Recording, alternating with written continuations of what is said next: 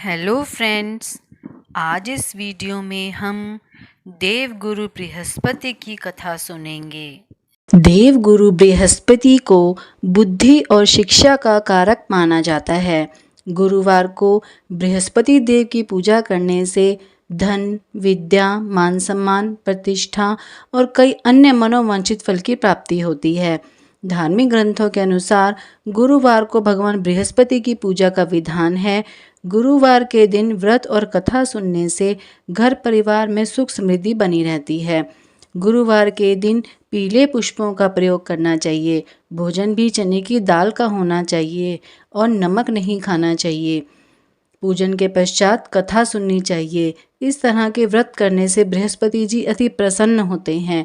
स्त्रियों के लिए यह व्रत अति आवश्यक है। इस व्रत में केले का पूजन होता है। आइए सुनते हैं बृहस्पतिवार की व्रत कथा। किसी गांव में एक साहूकार रहता था, जिसके घर में अन्न, वस्त्र और धन किसी प्रकार की कोई कमी नहीं थी, परंतु उसकी स्त्री बहुत ही कृपण थी। किसी भिक्षार्थी को कुछ नहीं देती, सारा दिन घर के कामकाज में लगी रहती।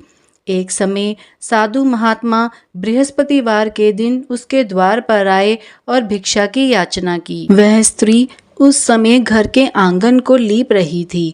इस कारण साधु महाराज से कहने लगी कि महाराज, इस समय तो मैं घर लीप रही हूँ, आपको कुछ नहीं दे सकती, फिर किसी समय आना। साधु महात्मा खाली हाथ चले गए। कुछ दिन के पश्चात वही साधु महाराज आए, उसी तरह से भिक्षा मांगी। साहूकारनी उस समय लड़के को खाना खिला रही थी। कहने लगी, महाराज, मैं क्या करूं, मेरे पास आज भी समय नहीं है, इसलिए मैं आपको भिक्षा नहीं दे सकती। तीसरी बार महात्मा आए तो उसने उसी तरह से उन्हें टालना चाहा, परंतु महात्मा जी कहने लगे, यदि तुम्हारे पास समय ही समय हो जाए तो तुम मुझको भिक्षा दोगी? साहूकारनी कहने लगी कि हाँ महाराज, यदि ऐसा हो जाए तो आपकी बड़ी कृपा होगी।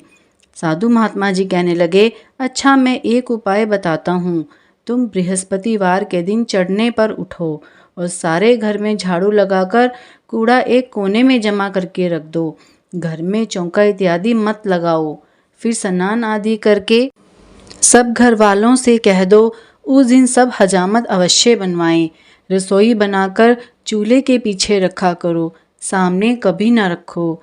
सायंकाल को अंधेरा होने के बाद दीपक जलाया करो तथा बृहस्पतिवार को पीले वस्त्र धारण मत करो, न पीले रंग की चीज़ों का भोजन करो।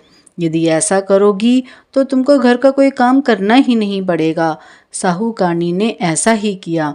बृहस्पतिवार को दिन चढ़े उठी, झाड़ू लगाकर कूड़े को घर में जमा कर दिया। पुरुषों ने हजामत बनवाई, भोजन बनवाकर चूल्हे के पीछे रखा। वह सब बृहस्पतिवारों को ऐसा ही करती रही। अब कुछ काल बाद उसके घर में खाने को दाना ना रहा। थोड़े दिनों में महात्मा फिर आए और भिक्षा मांगी, परंतु सेठानी ने कहा, महाराज, मेरे घर में सब कुछ था, तब भी मैं आपको कुछ नहीं देती थी। अब पूरा पूरा समय है, तब भी मैं कुछ नहीं दे रही हूँ। तुम क्या चाहती हो वह कहो। तब सेठानी ने हाथ जोड़कर प्रार्थना की कि महाराज, अब कोई ऐसा उपाय करिए कि सब कुछ पहले जैसा हो जाए। तब महात्मा जी ने कहा, बृहस्पतिवार को प्रातःकाल उठकर स्नान आदि से निवृत्त होकर घर को गाय के गोबर से लीपो तथा घर के पुरुष हजामत ना बनवाएं। भूखों को अन्न जल देती रहा करो। ठीक सायंकाल दीपक जलाओ।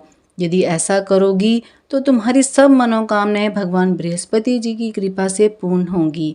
सेठानी ने ऐसा ही किया और उसके घर में धन धान्य वैसा ही हो गया जैसा कि पहले था। इस प्रकार भगवान बृहस्पति जी की कृपा से अनेक प्रकार के सुख भोग कर दीर्घ काल तक जीवित रही। तो ये थी बृहस्पतिवार व्रत की कथा। अगर आपको मेरी वीडियो पसंद आई हो तो मेरे चैनल को लाइक, शेयर, सब्सक्राइब करें।